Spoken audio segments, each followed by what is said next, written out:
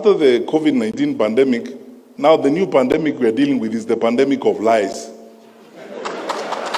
Yeah. It's the pandemic of lies. You know, people stand up and they say things that they think make sense. You know, I've been looking at politicians, and fortunately, I have the opportunity of having served in cabinet. I know how a budget is drawn, and I know how much money we have in our resources to draw a budget. When a political leader, a national leader tells people, I will put aside 150 billion for market women. I'll put aside 50 billion for boda boda. I'll put aside 100 billion for this. I know how much our budget is and the projected growth of our budget. That time you have not talked about the amount of money that you are taking to counties. You have not talked about transfers for the education sector and so on. Where are you going to get that money to provide that kind of service? You're just lying to those people because you are telling them things they want to hear. And because they won't ask you questions, you just get along with it. You know, when you keep saying there's deep state, who is that? And the people who are using that phrase and complaining are members of the National Security Council. They hold public offices. They tell you they are powerful people. So who is that?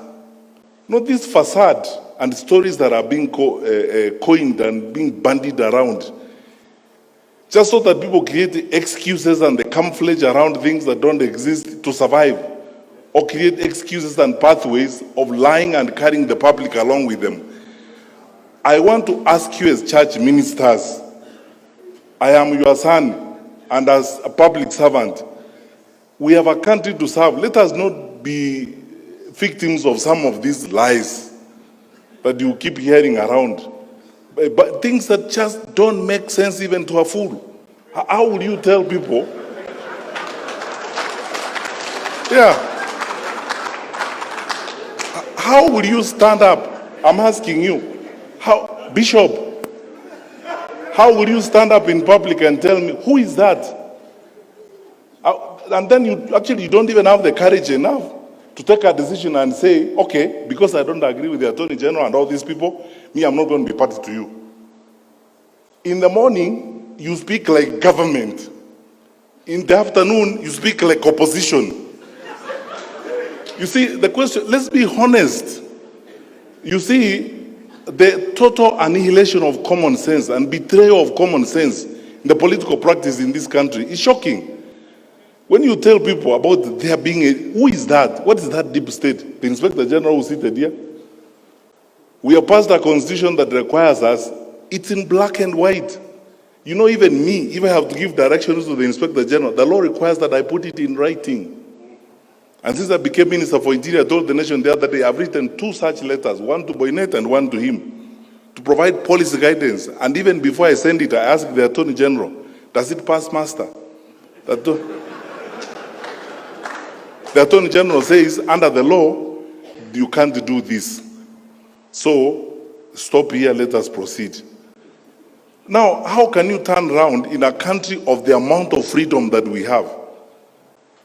Nairobi, for your record, Bishop, Nairobi houses the largest number of foreign correspondents and media houses on this continent. I've challenged people, if you don't think there's freedom in Nairobi, go and report from Addis. Yeah. With all this freedom we have, in a country where the president is insulted liberally by everybody, by opposition politicians, how will you tell me that there exists a covert, dark op element of government that is intended to do certain things? When did you last face and scrutinize and excoriate the Minister for Security? I am here to answer questions. Which is this dark side that exists? Where is it? Don't be drawn. I'm telling you, don't be drawn to some of this. You see, we are unfortunate that we have a brand of leaders. I told you earlier that the narrative we need to be discussing about the future of our country is how we handle corruption and how we create an integrity system of managing our country so that the resources God has given us can benefit our children and our children's children. Now, instead of having that conversation, the artists, the political artists who want to avoid that conversation, they come up with all manner of excuses. Oh, there are people who hate me called deep state, and you sit with them daily. So when do they become deep? When they are with you or when they are not with you?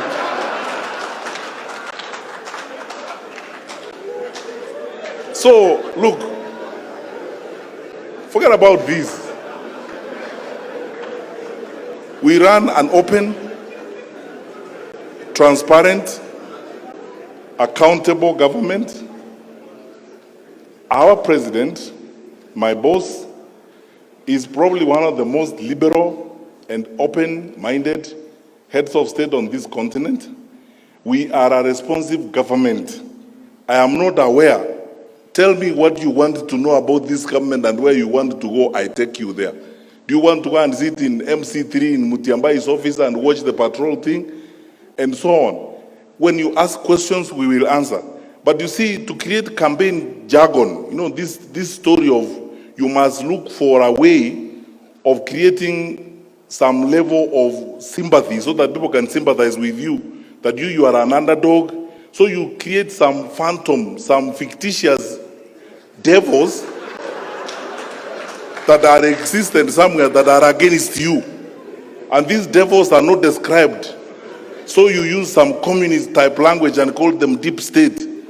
And say, these people, they may be having the state, but we have God. God is for all of us. You can't have God yourself. So, Bishop, forget about this thing, my brother. Let's just go forward and build our country. That doesn't exist. Secondly, and that's why I say thank you for asking me this question, because I never get this opportunity to respond to these things.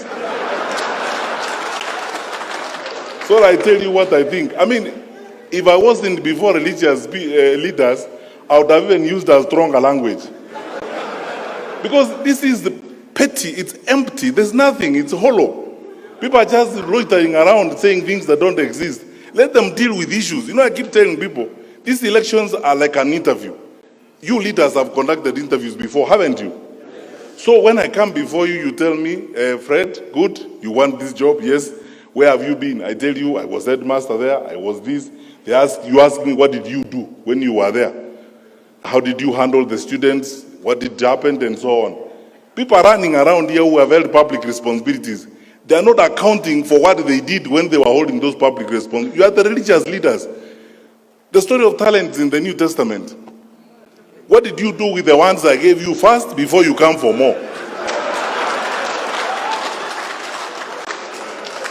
Now, yeah. Now they are lying. Yeah. They are moving around and saying, oh, you know me. As you know, please sympathize with me. There is a certain dark group of people called deep state who hate me. They don't like me. They don't want me to be a leader. They plot evil against me.